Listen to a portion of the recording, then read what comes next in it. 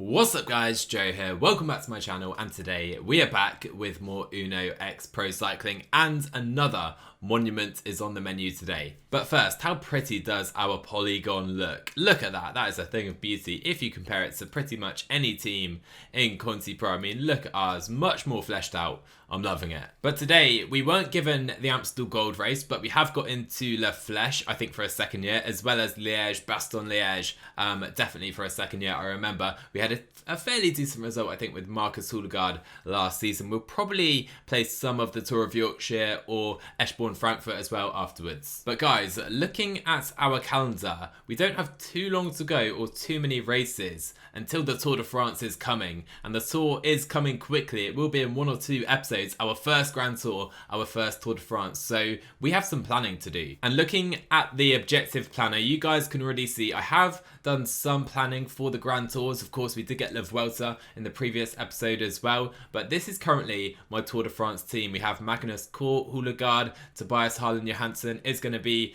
probably our GC leader if we can compete there. In the GC, Chris Halvorsen, we need a sprinter, Anders, Johannesson's brother as well. Then we have Nicholas Larsen and Widerberg. So it's a fairly well-rounded team with areas in sprints, climbing as well, and the time trialing, of course. La Vuelta, I'm taking some other riders, Tiller, Scharmig, Verenskold, I know Peter Mogensen as well. So what do you guys think? Essentially, what I want you to do is let me know what you think of my current planning, and of course, recommend your teams down below. Who would you take to each Grand Tour this season? But before getting into racing, we do have some more news. Daniel Hullegard has decided to retire in his 20s still. He's done it in real life and he's going to retire in game as well. So a real shame to see one of the Hullegards go. I know he rode for Groupama FDJ not even that long ago in his career, and it really shows, you know, if you didn't make it at the very top of pro cycling, it's so hard to make a full career of it. So a shame to see him leave the peloton, but at least we're going to retain,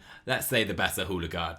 But that aside, the glasses are on and La Flèche is here. Julian Alaphilippe pretty much is unstoppable on this climb. Roglic run him close in real life. He's here as well. You can see the start list, super stats. Remco is here to add to De Koenig's strength. Our squad, we're probably led by Marcus Hullegard, but you can see our full team right here. I'm not going to lie, I really do enjoy La Flèche Wallonne, one of my favourite races of the early season, I guess, but look at our race days, we are getting destroyed here. We're going to have to rely on probably Torsten Train on that +3 day, everyone else on a shocker. So instead, I have tried to blow the race up, trying to get a couple riders in the breakaway, but yeah, we haven't managed to secure any type of break yet. So instead, I did decide to throw Marcus Hullegard in the breakaway. You can see our comrades, it's not a particularly strong group.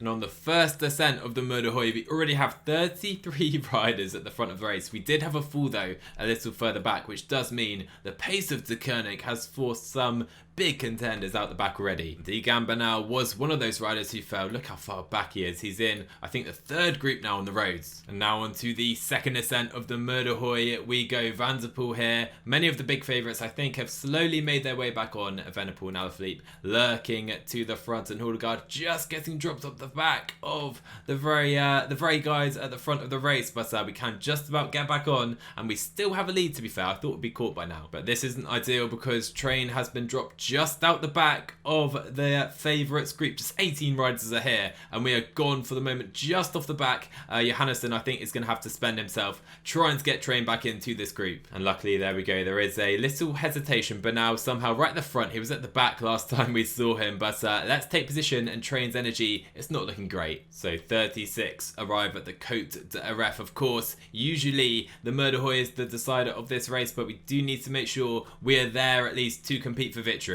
Okay, and now finally, Marcus Hullegard is caught from the breakaway. What a ride by him to stay out front for so long. And suddenly, the Uno X boys are taking over the front of this race. What a sight it is at of course, La Flèche Wallonne. Evenepoel is gone as well. What a shocker that is. He is trying to get back on. But we don't really have the energy to try and keep him behind. Instead, we're just trying to keep Train here for the Murderhoy, and now surely we are going to see attacks and maybe blocks as well by the villain. The villain is trying to block us off, and Anders Johannesson is struggling to keep train here, but he just about has done enough. Let's watch for attacks. I think I remember Primoz Roglic attacking at this stage of the race last season. Luckily though, we're in a decent position with train following Matthew van der Poel. Look at this, we have a massive group of favourites going away, and this could be decisive. But no, a big hesitation in the group does mean we have 29 riders still at the front, and train, he needs to recover a little bit. Our yellow looks absolutely awful, but at the same time, this is where we do need to use a little bit just to stay to the front of the race, and that is exactly what we're doing. What a performance by train so far today. This could be a massive surprise, a massive turn up. I'll take a top 5 right now all day long. Can we do that though? Entering the Murderhoy, there goes Woods, Schachmann, Roglic as well. Let's get in his wheel and see if we can get in that wheel, but no, Primoz Roglic is gone up the road, and train I think is going to be pretty cooked by the Murderhoy. Look at that climb, but Alaphilippe is absolutely nowhere here, which means Schachmann, Roglic and Woods going for the line. Quieto coming late, but Schachmann I think is just going to have enough to beat Mike Woods and Primoz Roglic. What a win that was for him. For us, we're absolutely nowhere, I'm afraid. It's not a best showing, is it? I mean, it's a very hard race when you have those bad race days to do anything on, and I think Alaphilippe will be very disappointed to be 14th on his climb, the Murderhoy. It's an absolute shocker, but a fairly surprising win in Maxi Schachmann. We finish 18th place in the end. But swiftly, we move on to Liège-Bastogne-Liège, the 4th monument of the season already.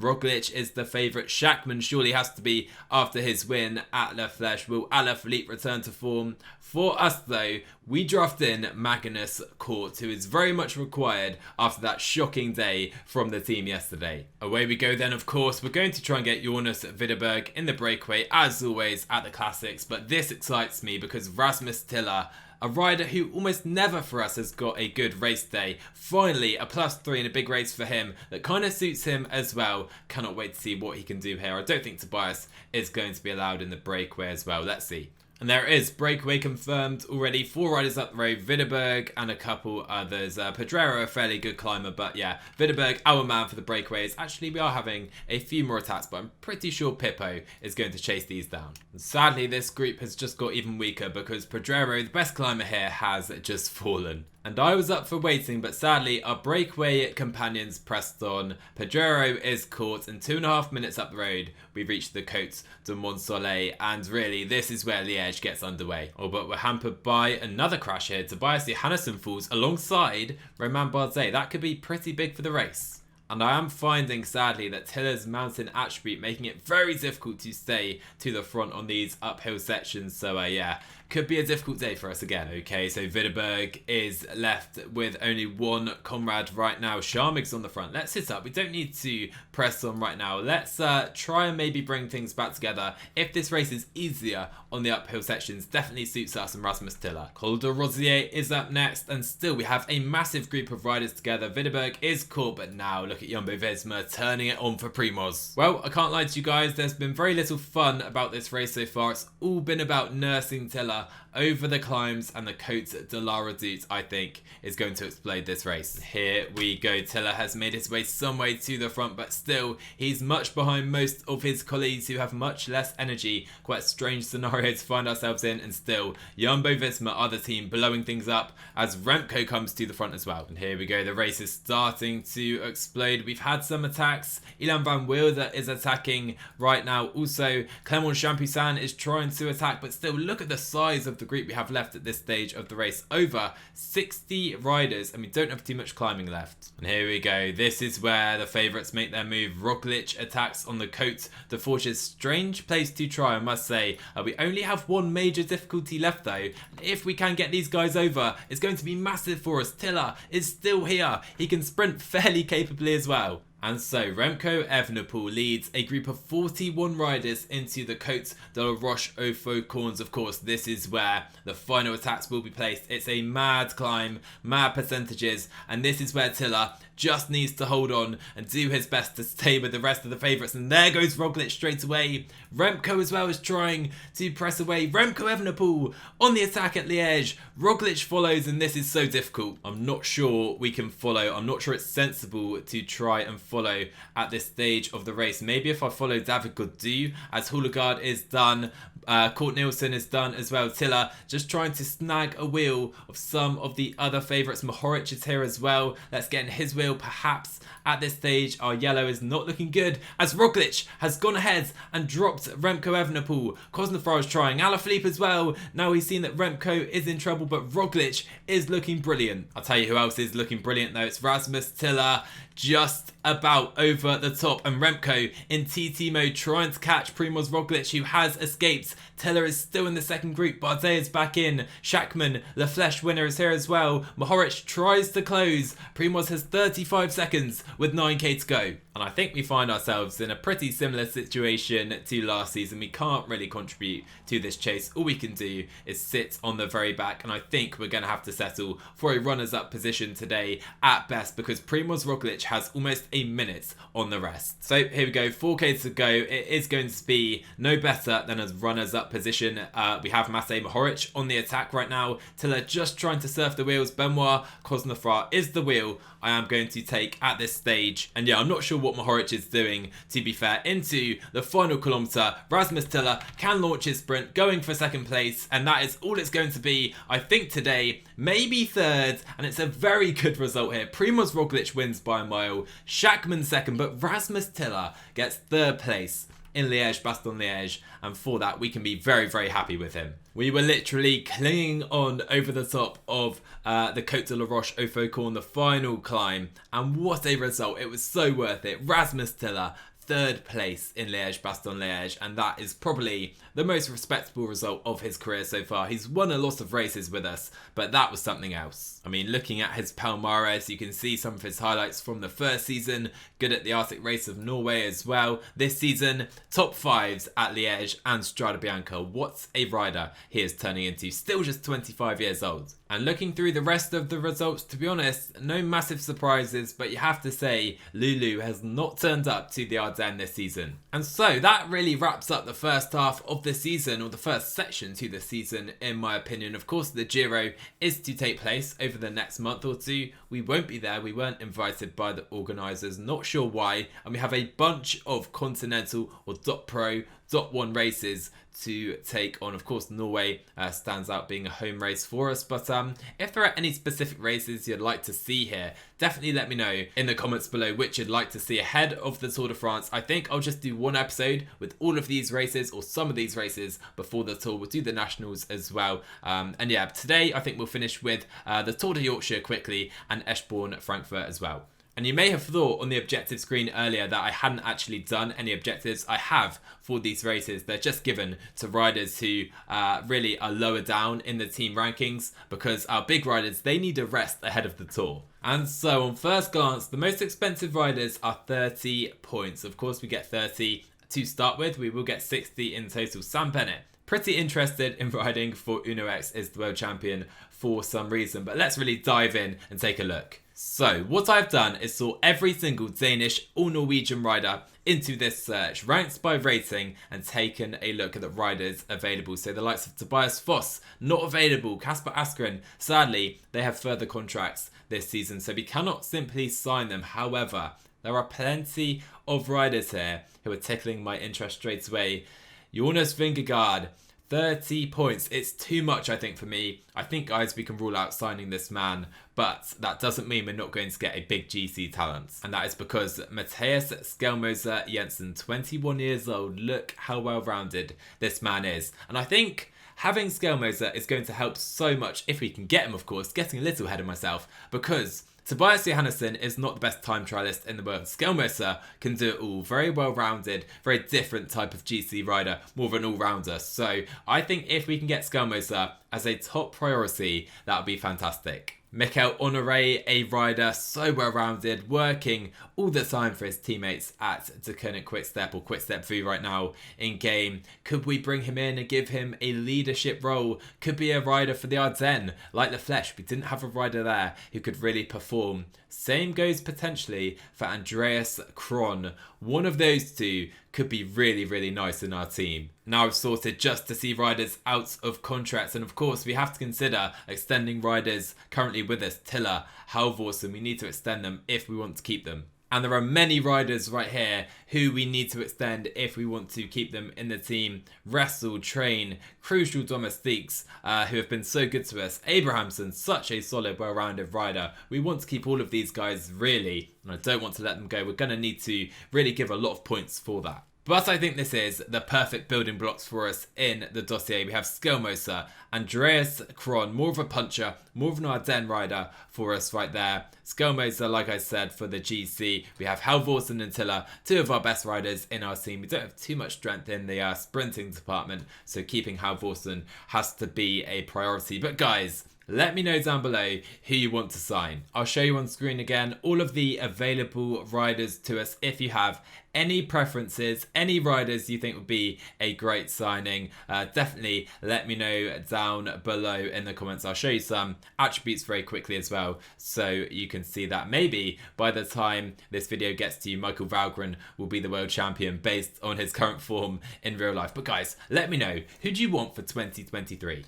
And yes, I know, Liège-Bastogne-Liège to the Tour of Yorkshire. Quite the drop in quality. Sorry to everyone from Yorkshire watching this video. I think this race is actually extinct right now. I'm not quite sure about that, but I think it may have folded. Anyway, some incredible sprinters are here, which is going to make our life very difficult. Taking a very quick look at our squad, we have really the backup team, like I mentioned. Søren Werenskjold will be sprinting for us. And because I'm pretty sure you guys don't want to see me trying to fight for every sprint and KOM, I'm not going to show you, but I will be trying to do that with Morten Hulgaard in the breakaway today. And also, you guys can see the full start list if you so wish. Quinn Simmons here for Team De Rosa. Still can't believe the American champ is right there. It must be still 20 or 21 years old. Carlos Rodriguez as well. Very, very interesting rider. So, to be honest, guys, this hasn't really been a competition. Looking at these riders, I think this Legrand guy must be a new gen. Anyway, we've been wiping the floor with them essentially at the sprints and the KOMs. We can just up the rhythm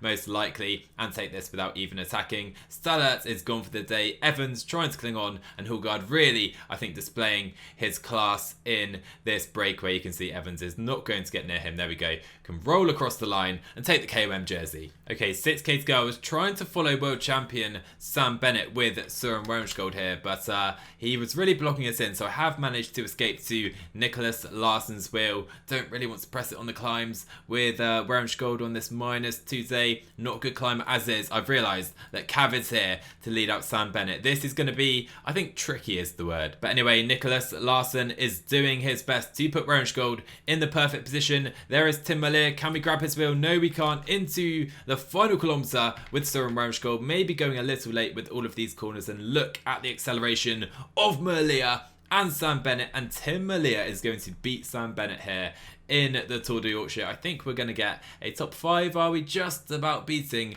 Terji and Matthew Gibson? Solid stage, top 5 on a bad day. We also take the KOM jersey pretty easily. And here's a talent I missed actually, Søren Heinze, who is 19. Look at this man. He's a sprinter. Who's good on hills as well. Very interesting attributes. Maybe that's a rider we need to have on our shortlist. And Hulgaard looking absolutely gorgeous in that red KOM jersey right now. I'll report back at the second KOM, let you know how he's getting on. All going well for Hulgaard again then. We did take the first KOM sprint of the day. Let's try and do the same here from the back of the group. Big attack, opening it up. And I think we should have the beating of all these guys. Despite having some fairly good sprinters, I wasn't touching the keys, but I think we do take the full points. You can see now a substantial lead in this competition. So 9K to go. We are still up the road in this breakaway group. Not too much work taking place by some riders right now. Stella is completely done. We are just behind now, and actually it's no use. We are going to be caught. Let's focus on Søren. So Julian Vermote now riding for Quick Step Vu towards the front of this race. I know we have quite a few corners, so early positioning is going to be crucial here. And so that is why I'm prioritizing using energy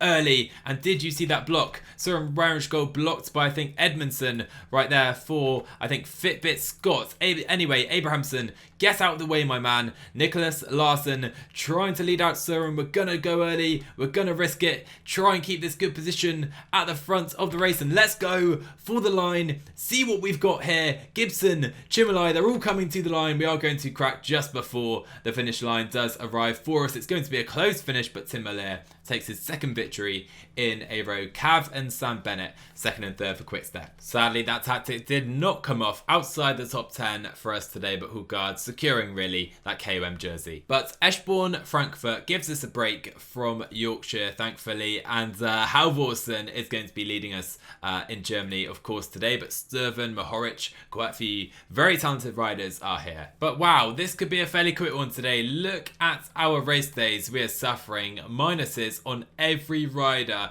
bar a couple on zeros. So yeah, this could be a very quick one. Right, so we are over the climbs with our team, at least some of our team. Halvorsen, though, really is struggling with the tempo. I don't think he's going to be around for the sprints. And so 9k to go, rather than focusing on Halvorsen, who, like I said, I don't think is going to be around. I've just tried to follow a couple wheels, with Scarset and Sorgastat, see if we can escape the likes of Mohoric to blunt the normal attackers. Of course, unlikely attempt at victory. Let's see, though, as these guys trying to escape. It's not going to happen, I don't think. Although saying that, next up on the attack is Remco Evenepoel for the Koenig Quickstep. He is trying his luck, but again, no use, it would seem. I think as he is done, I'm going to try a big counter-attack right here with Sorgastat. Let's try our luck, but again, no use. Mohoric is following. It's not going to be any type of result for us. So 2k to go. We may as well just ride in to the line, cruise in. Let's sprint with all of our guys, see who's going to take it today.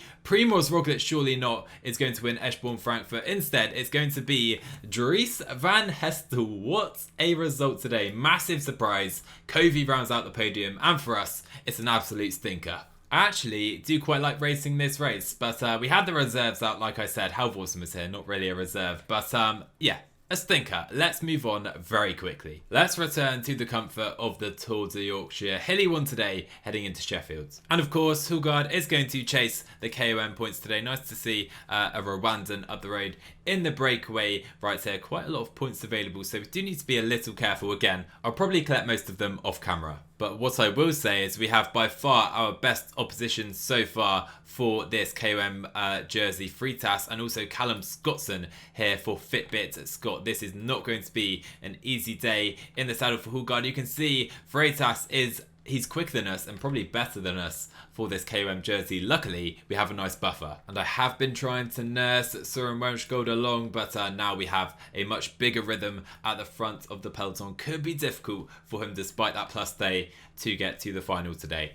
But Hulgaard's mission for KOM points is going to end a little early because, as you can see, we have been caught and Welsgold has been dropped. Oh, what a shame. Let's try and get back on ASAP with the help of Hinskell Madsen. This is not ideal. And this is now getting difficult for us. Welsgold in particular, but all of our riders, to be fair, are struggling on the current terrain. It's very Startup Nation blowing things up. But I mean, the likes of Cav, they're still here. We can't get dropped before Cav. Come on. All right, and here we go. 15k to go. We have some explosions. Jempi Drucker and Lorenzo Fortunato for Quickstep are on the attack. And this is where things are, of course, going to get difficult for us. We're going to do our best to cling on with as many riders as possible, essentially. And now attacks Quinn Simmons, 10k to go. The American champion James Shaw cannot follow, and I'm pretty sure this is where we're going to be in trouble, but Simmons is caught. It's good for us, but look at our energy. Only 29 riders here, by the way. More attacks, we're clinging on. And now 5k to go. Welsgold is here, but look at his energy, and we have more attacks coming into the final stages of today's race. Should I follow? Sam Bennett is trying to follow attacks. What is he doing? He is not confident in his team today, but I think we maybe just have enough with Welsgold into the final 2 kilometers. Ida Anderson is ready to launch this uphill sprint. Maybe he'll have to go himself though, as Welsgold is now struggling to the line. Anderson goes for the line, so does Søren Welsgold, but Tim Merlier is the king of Yorkshire this time, the only man to defeat Welsgold. We tried our very best, but Tim Merlier is unstoppable right now. There will be no stopping Tim Merlier in Yorkshire, not even climbs. I know, pretty crazy. Hulgaard, by the way, second in GC after all of these intermediate sprints he's taken. Werenschgold is third in the sprint jersey, and Hulgaard dominating and all but secured that KOM jersey. Heading into Leeds today for the finale of the Tour of Yorkshire. And so, final stage of the race. You know what? Let's try something different. We're not going to lead Tim Merlier to the line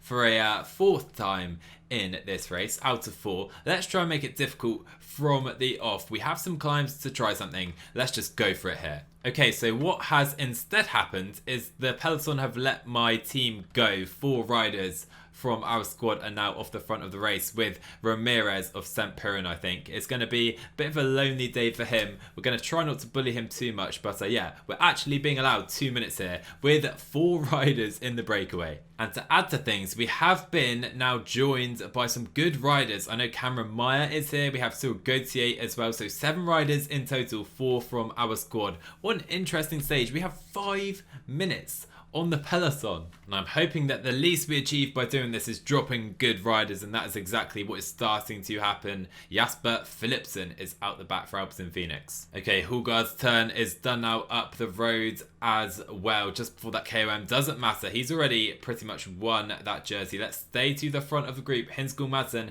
is going to try and pull Nicholas Larsen, then he's going to have to go solo, I think. So Hinskell Madsen is now done as well. We only have Larsen left in this group, and Cameron Meyer is here for Fitbit Scott, and I think we are going to have to try a solo mission. 16k, we have a 30-second lead. Yeah, it's not happening, is it? But it was very fun today trying to hold off the chasing back, as Quinn Simmons is going to try and join Larsen at the head of the race. Let's stay very aware here. So we are still at the front, and a very select group is forming now. Larsen is here with Simmons at the head of the race. Tergier is trying to join in, just 23 riders behind, but Malia is still here. What is this man on? There it is then. Larsen is finally caught. We have finally caught. Our solo mission for the day is now over, but now I want to try and launch something. We cannot settle for a sprint with the likes of Malia still here, of course. So here we go. Larsen is trying to set up. Anderson can come off the wheel, and here we go. Jonas Abrahamsson is going to try. Can we now follow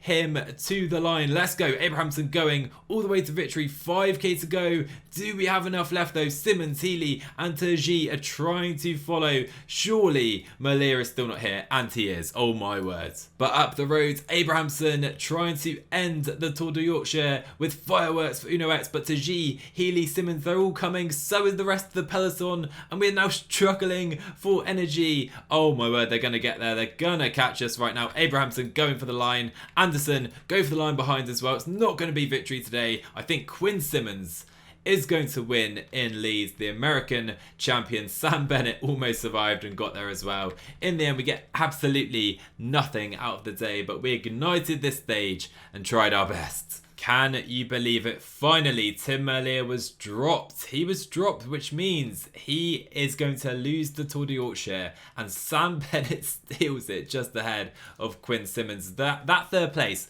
and those bonus seconds were absolutely crucial for Sam Bennett there. Like I said, we gave our all, just went all in to try and blow up the race. Didn't come off for us today, but hopefully you enjoyed that really fun racing, in my opinion at least. Of course, we don't go away empty-handed. We do get the KOM jersey, 69 points for Hulgaard. But anyway, guys, that is where we will leave today's episode. I feel like we've covered a hell of a lot in a short space of time. Transfers, retirements, calendar changes, Tour de France plans. Oh, it's been a hectic episode. My head is absolutely frazzled. There's no doubt about it. As we can see, Hulgaard grown to 76 as well. Very, very nice indeed. Anyway, hope you guys enjoyed. Smash that like button if you did. Hit subscribe if you're new, and I will see you guys in the next one.